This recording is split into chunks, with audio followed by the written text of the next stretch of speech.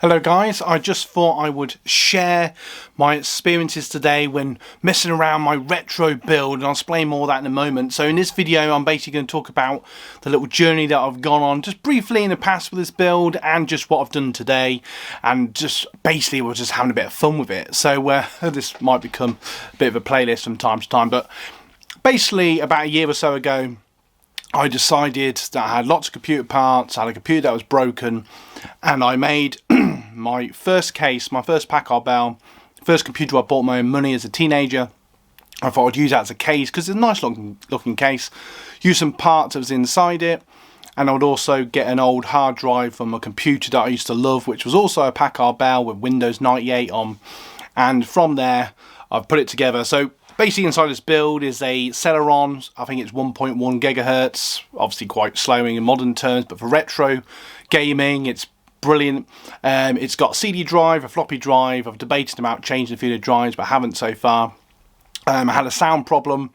I put in a basically a plug and play USB audio jack in the back, so I was able to then plug in microphones, and that works luckily on Windows 98 and up.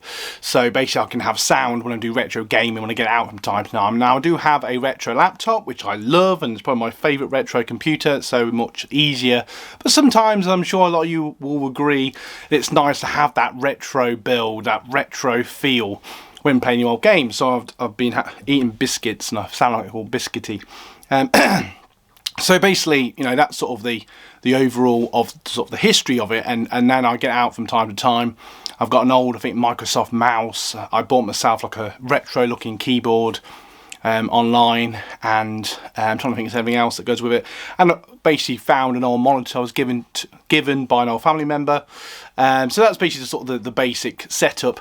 Nothing amazing, it just does what I do. I can play games on it like Need for Speed, and just give me a bit of a background. I play Civilization or CivNet as the version I play. I'm trying to think of what else I play on it, and I put like, you know, games on floppy disk like Prince of Persia and Steel Empire and Duke, and you know, I just play a few retro games, a bit of Age of Empire, you know, that sort of thing, or just the nostalgia of using Windows 98. I love going back in time and just messing around with Paint or old programs I can find, or if I find old discs and stuff like that. Please put in the comments below actually what retro games you like to play. It'd just be really cool to hear your stories. And if you're from the DOS community on Facebook, please go and join it if you're not. But if you came over from there, hello!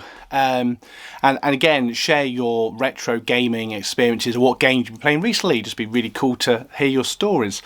So today, just getting to that just briefly, I've came across an old Windows 95 hard drive, an old hard drive that had Windows 95 on.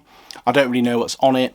So basically I took the computer apart, I took out the Windows 98, the hard drive Windows 98 on, put in the Windows 95 one. I didn't realise it actually had 95 until I turned it on, and it basically wouldn't start. And then I eventually got through into Windows. It wanted to install lots of drivers because obviously the computer it came from was completely different. I basically got to Windows, but it wouldn't really start it properly. And I'll be honest, I couldn't bother mess. It basically wanted lots of drivers that I think it needed from Windows 95. Please feel free to put in comments below if you could help. But basically, I don't think I've got a Windows 95 disk. I probably have, but it's hidden away in a box somewhere, and I couldn't be bothered to go looking for it, if I'm honest. So I got as far as I could. I got to like the sort of startup background, which had some old fuzzy background on it. But basically, it kept wanting to install drivers, which I know it did do from when I did my original build. But I couldn't be bothered to find it. I just did it for fun to see if it worked. So the hard drive works. It obviously has Windows 95 on.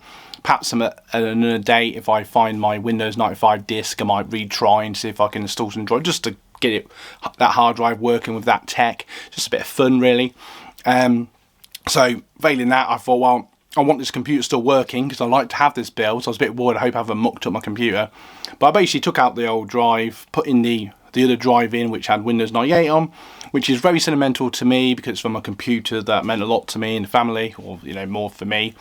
And I got it back up and working again, and it all works fine, and I'm happy about that. So after this video I might have a little tinker with it and see if I can get a couple games working on it again. But yeah, so there you go.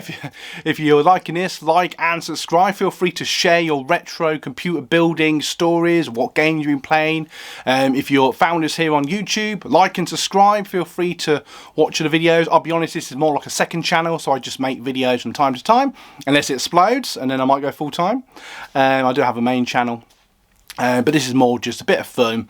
And retro computers is one of my massive passions, as you may or may not be able to tell. So thank you so much for watching. I'll leave 1 or 2 end cards which will take you to more and other videos that I've made.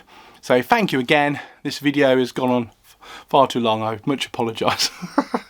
Anyway, hope you got value from today's video, and perhaps see you in another one. So for me, Dave, see you soon.